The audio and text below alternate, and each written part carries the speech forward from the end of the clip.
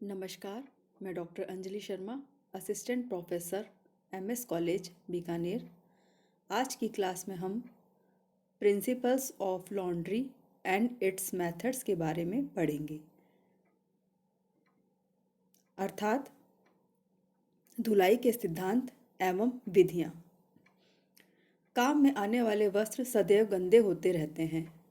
उन पर धूल कण, मिट्टी, बालू, चिकनाई, वातावरणीय अशुद्धियाँ जैसे बीमारी के कीटाणु, फफूंद, बैक्टीरिया, ग्रीस आदि लग जाते हैं। कभी कभी वस्त्र पर दाग धब्बे भी लगे रहते हैं। परिधान वाले वस्त्र शीघ्रता से गंदे होते हैं क्योंकि उनका प्रत्यक्ष संपर्क त्वचा से रहता है। इस कारण शरीर से निकला हुआ पसीना एवं मैल वस्त्रों में निरंतर लगता रहता है। फलतः वस्त्र जल्दी ही मैला हो जाता है।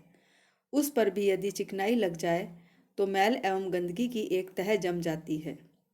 यदि इस चिकनाई युक्त गंदगी को शीघ्र ही स्वच्छ नहीं किया जाए तो मैल की परत बढ़ती जाती है और उस पर जीवाणु, विषाणु, फफूंद एवं अन्य हानिकारक कीट पनपने लगते हैं, जो रेशों को कमजोर बना देते हैं। मांड लगे वस्त्रों को तो कीड़े खा ही जाते हैं तथा उन पर फफूंद भी लग जाती है। वस्त्र से दुर्गंध आने लगती है। वे देखने में मैले कुचैले, भद्दे, बेजान एवं अनाकर्षक लगते हैं।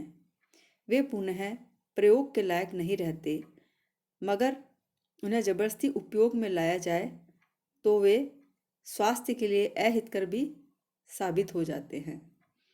ऐसे दुर्गंध युक्त वस्त्रों के प्रयोग से कई प्रकार की बीमारियां भी हो जाती है। अक्सर त्वचा संबंधी रोग गंदे कपड़े के प्रयोग के कारण ही होते हैं। गंदे कपड़े से सड़ान आने लगती है। उस पर जीवाणु एवं अन्य कीड़े क्रिया करते हैं और वस्त्र को पूरी तरह सड़ा डालते हैं, जिससे उनके रेशे कमजोर हो जाते हैं। फलतः उनकी कार्य क्षमता घट जाती है और वस्त्र पर व्यय किया गया संपूर्ण धन व्यर्थ चला जाता है। अतः समय पर गंदे वस्त्र की सफाई, धुलाई नितांत आवश्यक होती है। स्वच्छ वस्त्र ही दोबारा प्रयोग किए जाते हैं। स्वच्छ वस्त्र में ताजगी, नवीनता, जीवंतता एवं आकर्षण रहता है। धुलाई का मुख्य उद्देश्य वस्त्र को लंबे समय तक जीवंत, ताजा, आकर्षक, नवीन एवं उपयोगी बनाना होता है। स्वच्छ कपड़े सुंदर दिखते हैं। ऐसे वस्त्र धारण करने से शरीर भी स्वस्थ रहता है तथा चुस्ती फुर्ती बनी रहती है। ठीक प्रकार से धुले हुए एवं क्रीज किए हुए वस्त्र के प्रयोग से चित्त आनंदित रहता है और समाज में व्यक्ति प्रतिष्ठा पाता है। अतः हर दृष्टि से वस्त्र की उचित धुलाई अनिवार्य है। वस्त्र पर लगी गंदगी को मुख्य दो प्रकारों में वर्गीकृत किया जा सकता है। फर्स्ट है लूज डर्ट अर्थात सतही गंदगी।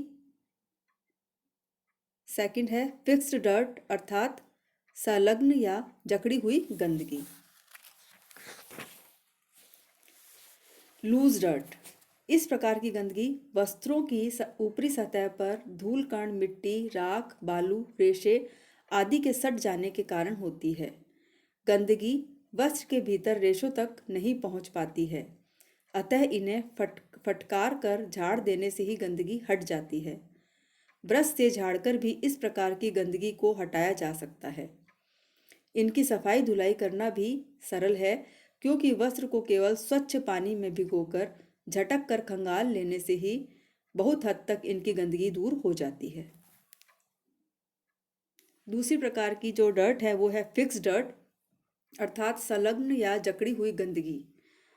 जब वस्त्र पर धूल कण, मिट्टी, मैल, पसीना आदि के लगने के साथ साथ चिकनाई या ग्रीस भी लग जाते हैं और यदि इनकी सफाई समय पर नहीं हो पाती है तो गंदगियों की एक मोटी तह जम जाती है, जिसे जकड़ी हुई गंदगी या संलग्न गंदगी कहते हैं।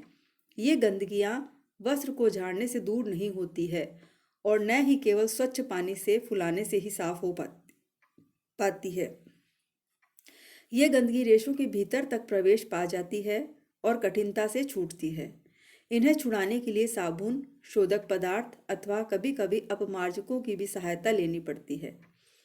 अत्यधिक गंदगी की अवस्था में वस्त्र को भट्टी पर चढ़ाना होता है और सोडा डालकर वस्त्र को उबाला जाता है। परंतु ध्यान रखें, भट्टी पर केवल मोटे एवं मजबूत सूती वस्त्र ही डालने चाहिए।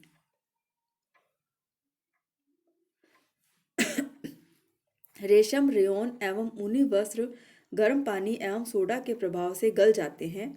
कभी कभी चिकनाई युक्त गंदगी के साथ लगे दाग धब्बों को छुड़ाने के लिए तीव्र रसायनों एवं प्रतिकर्मकों का भी प्रयोग करना पड़ता है, परंतु इनका प्रयोग करना अनुचित है।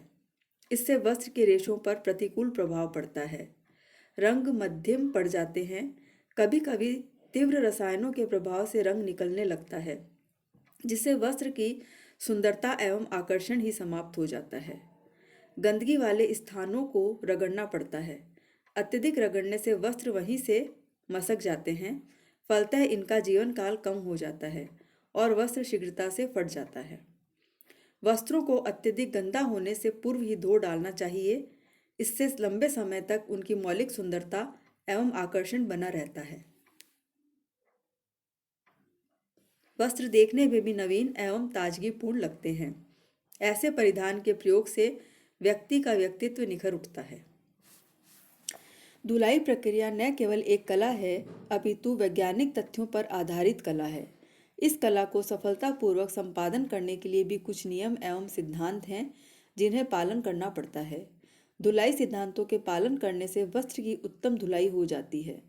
हालांकि वस्त्र धोना एक ऐसा घरेलू कार्य है जिसे हर व्यक्ति किसी न किसी तरह संपन्न कर ही लेता है, परंतु कौन सी विधि अच्छी है, कौन सी विधि अच्छी नहीं है, किस प्रकार के साबुन या अपमार्जक का प्रयोग करना चाहिए, वस्त्र किस प्रकार से और कैसे धोए जाएं, इसका ज्ञान हर एक व्यक्ति को होना चाहिए, ताकि वस्त्र को लंबे काल तक उपयोगी बनाया जा सके।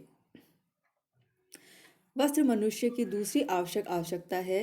इस आवश्यकता की पूर्ति के लिए सभी लोग प्रयत्नशील रहते हैं, तो क्यों न वस्त्र की उचित विधि से धुलाई की जाए। अनुचित विधि से धोने से महंगे वस्त्रों का नाश हो जाता है,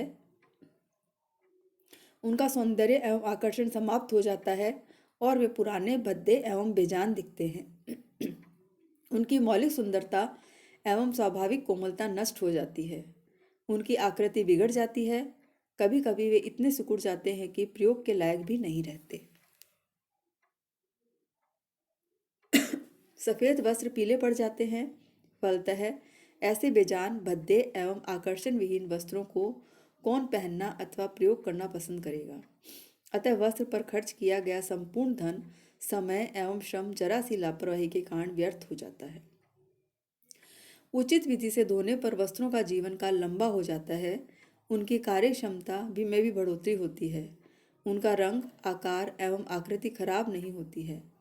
वस्त्रों का मौलिक सौंदर्य एवं आकर्षण लंबे काल तक अक्षुण्ण बना रहता है और वे नए, ताजे एवं जीवंत दिखते हैं। फलतः प्रयोगकर्ता को पूर्ण संतुष्टि एवं संतोष मिलता है। इसीलिए न केवल गृहिणियों या गृह विज्ञानियों को ही धुलाई कला का ज्ञान होना चाहिए, अपितु हर एक व्यक्ति के लिए विधिवत धुलाई कला का ज्ञान होना अनिवार्य है। धुलाई कार्य को ठीक प्रकार से संपन्न करने के लिए वस्त्र विज्ञान के मूलभूत सिद्धांतों का ज्ञान होना हर दृष्टि से प्रत्येक व्यक्ति के लिए अनिवार्य है। वस्त्र निर्माण में प्रयोग किए जाने वाले रेशों के गुण, उनकी विशेषताएं, शोधक एवं रासायनिक प्रतिकर्मकों का प्रभाव, साबुन का प्रभाव आदि की जानकारी हासिल करने से धुलाई प्रक्रिया में सहायता मिलती है। अब हम बात करते हैं मेथड्स ऑफ वॉशिंग की, अर्थात धुलाई की विधियों के बारे में। जैसा कि पूर्व में हम बात कर चुके हैं, धुलाई क्रिया वैज्ञानिक तथ्यों पर आधारित एक कला है। धुलाई के सिद्धांतों का पालन करते हुए अगर वस्त्र धोए जाएं तो लंबे समय तक उनकी सौंदर्यता, मजबूती, नवीनता एवं ताजगी बनी रहती है और रेशों को कोई नुकसान नहीं पहुंचता। वस्त्रों की धुलाई मुख्यतः दो उद्देश्यों के लिए की जाती है। पहला ये कि वस्त्रों को धूलकणों, मिट्टी एवं चिकनाई युक्त गंदगी से मुक्त करना, तथा दूसरा धुले हुए वस्त्रों को नवीन रूप प्रदान करना। उपरोक्त दोनों ही प्रक्रियाएं धुलाई क्रिया के लिए अति महत्वपूर्ण हैं। सिद्धांतों के आधार पर धुलाई विधियों को निम्न प्रकारों में बांटा जा सकता है। पहला है by using light hand pressure, अर्थात हाथों द्वारा हल्का दबाव डालकर वस्त्रों को धोना। सेकंड है एप्लीकेशन ऑफ फ्रिक्शन, अर्थात घर्षण द्वारा। थर्ड है बाय सक्शन मेथड, अर्थात चूषण विधि का उपयोग करना। और फोर्थ है बाय वॉशिंग मशीन, अर्थात कपड़े धोने की मशीन द्वारा कपड़ों को धोना। सबसे पहले हम बात करते हैं by using light hand pressure की। इस विधि के द्वारा उन वस्त्रों की धुलाई की जाती है जिन्हें रगड़ने से उनके रेशों को भारी नुकसान होता है। हल्के, महीन, कोमल, मुलायम एवं सूक्ष्म रचना के वस्त्रों की धुलाई के लिए यह विधि सर्वाधिक उपयुक्त है। रंगीन, ऊनी, रेशमी, कोमल, सूती बुने वस्त्र, स्वेटर, शॉल आदि वस्त्रों को इसी विधि से धोना अच्छा रहता है, तभी उनका सौंदर्य दीर्घकाल तक अक्षुण्ण बना रहता है। वस्त्र को धोने के लिए जल में नरम एवं मृदु साबुन अथवा शोधक पदार्थ के घोल को पानी में डालकर अच्छी तरह से हिलाकर पहले झाग बनाया जाता है।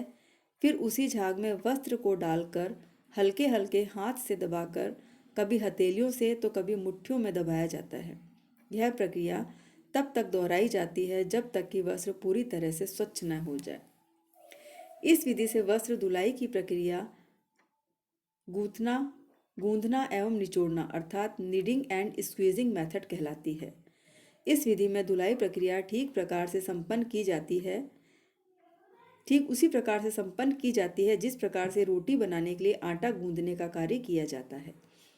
हल्का दबाव पड़ने के कारण वस्त्र के कोमल रेशों को कोई नुकसान नहीं होता है और न ही वस्त्र की बुनावट, रचना, वयन अथवा रंगों पर प्रतिकूल प्रभाव पड़ता है। वस्त्र धुलाई की यह सबसे सरल विधि है। इसमें धुलाई के विशिष्ट उपकरणों की कोई ज़रूरत नहीं पड़ती, अतः वस्त्र की धुलाई बिना झंझट के कम समय में शीघ्रता एवं सहजता से संपन्न हो जाती है। परंतु इस धुलाई विधि में एक बात का ध्यान रखना आवश्यक होता है कि वस्त्र को रगड़कर नहीं धोया जाए। अधिक मैल वाले जगहों पर दोबारा साबुन झाग बनाकर हल्के हाथों से दबा दबाकर मैल को छुड़ाया जाए। रगड़ने से वहाँ के नाजुक एवं कोमल तंतुओं पर हानिकारक प्रभाव पड़ेगा तथा रेशे निर्बल होकर क्षतिग्रस्त हो सकते हैं। फलतः वस्त्र उसी स्थान से फटने की प्रारंभ हो सकते हैं। वस्त्र की पूर्ण सफाई हो जाने के बाद स्वच्छ जल में बार बार डुबोकर खंगाल लेना चाहिए ताकि साबुन का अंश पूरी तरह निकल जाए। धुले वस्त्रों को छायादार स्थानों में अथवा छन छन कर आती धूप में समतल स्थान पर फैलाकर सुखाना चाहिए। वस्त्र को लटकाकर कदापि नहीं सुखाना चाहिए, इससे उनके आकृति बिगड़ने का डर रहता है। नेक्स्ट विधि है एप्लीकेशन ऑफ फ्रिक्शन, अर्थात घर्षण के द्वारा वस्त्रों को धोना। इस विधि द्वारा उन वस्त्रों को ही धुलाई की जाती है जो घर्षण, रगड़ एवं घिसावट सहन करने की क्षमता रखते हों। मोटे, रुक्ष एवं मजबूत सूती और लिनन के वस्त्रों पर घर्षण विधि द्वारा धुलाई की जाती है। अधिक गंदे वस्त्रों को रगड़कर धोना अनिवार्य हो जाता है, परंतु सूक्ष्म, महीन एवं कोमल सूती वस्त्रों को इस विधि द्वारा धोना सर्वथा अनुचित है। इससे सूक्ष्म एवं महीन रेशों को काफ़ी नुकसान पहुंचता है, अतः जोर से रगड़कर अथवा पीट पीट कर नहीं धोना चाहिए। वस्त्र की रचना, वयन, किस्म, रंग, बुनाई आदि का अवलोकन करते हुए इस विधि का उपयोग किया जाना चाहिए। घर्षण विधि से वस्त्र धुलाई के लिए जो विधियाँ उपयोग में लाई जाती है वो है हाथ से घर्षण, अर्थात फ्रिक्शन बाय हैंड और रबिंग। दूसरा है कपड़े के धोने के ब्रश से घर्षण, अर्थात फ्रिक्शन बाय स्क्रबिंग ब्रश। तीसरा है खुरदरी सतह पर घर्षण, अर्थात स्क्रबिंग ऑन रफ बोर्ड। चौथा है स्क्रबिंग बोर्ड पर घर्षण, अर्थात by the use of scrubbing board. और पांचवा है मिश्रित घर्षण, अर्थात मिक्स्ड स्क्रबिंग।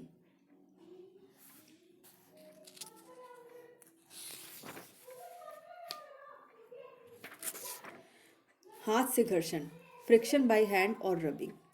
मजबूत, दृढ़ एवं छोटे वस्त्रों की धुलाई हाथ से रगड़कर की जाती है, जैसे ब्लाउज, फ्रॉक, शर्ट, रुमाल, हाथ पोंछने का तौलिया, बच्चों के वस्त्र आदि। धुलाई के लिए पहले वस्त्र को पानी में भिगोकर फिर उस पर साबुन रगड़ा जाता है। अगर शोधक पदार्थों की सहायता से धुलाई करनी है तो पहले शोधक पदार्थों को पानी में डालकर झाग बना लिया जाता है। तत्पश्चात वस्त्र को इसी झाग वाले घोल में कुछ समय तक फूलने के लिए छोड़ दिया जाता है। अब वस्त्र को दोनों हाथों से पकड़कर रगड़कर सफाई की जाती है। धुलाई क्रिया अगर गर्म पानी से की जाए तो वस्त्र शीघ्रता से स्वच्छ हो जाता है, क्योंकि गर्म पानी से दो लाभ होते हैं। पहला तो ये कि गर्म पानी में चिकनाई घुल जाती है, और दूसरा ये कि पानी यदि कठोर है तो उसकी अस्थायी कठोरता दूर हो जाती है और अशुद्धियाँ बर्तन के तली में आकर बैठ जाती है। सेकंड है फ्रिक्शन बाय स्क्रबिंग ब्रश, अर्थात कपड़े धोने के ब्रश से रगड़ना। बड़े मोटे एवं मजबूत वस्त्रों की धुलाई रगड़कर की जाती है। रगड़ने के लिए कपड़े धोने के ब्रश का उपयोग किया जाता है। इससे वस्त्र गंदगी से मुक्त हो जाता है। उन वस्त्रों को जिसमें चिकनाई युक्त गंदगी अधिक होती है उन्हें छुड़ाने के लिए भी ब्रश से रगड़ना आवश्यक हो जाता है, जैसे शर्ट के कफ, कॉलर, ब्लाउज एवं सूट की आस्तीनें, सलवार की मोहरी, साड़ी के फॉल, पल्लू आदि। इन्हें केवल हाथ से रगड़कर गंदगी से मुक्त नहीं किया जा सकता, अतः ब्रश से रगड़कर देने से गंदगी मुक्त हो जाती है। इस विधि से धुलाई करने के लिए गर्म एवं ठंडा पानी, साबुन या शोधक पदार्थ, कपड़े धोने का ब्रश, टब, बाल्टी, मग आदि की जरूरत पड़ती है। पहले वस्त्र को गर्म पानी में फुलाकर फिर पानी से निकालकर निचोड़कर वस्त्र को फैलाकर तब वस्त्र के प्रत्येक हिस्से में साबुन लगाना चाहिए तथा ब्रश से रगड़कर मैल छुड़ाना चाहिए। जब मैल पूरी तरह छूट जाए और वस्त्र स्वच्छ हो जाए तो उन्हें स्वच्छ जल में डालकर खंगाल लेना चाहिए। बेडशीट, बेड कवर, रसोई के झाड़न, salwar suit, table cloth, shirt, pant, नहाने के तौलिया आदि इसी विधि के द्वारा धोए जाते हैं। नेक्स्ट मेथड्स हम नेक्स्ट क्लास में कंटिन्यू करेंगे। थैंक्स।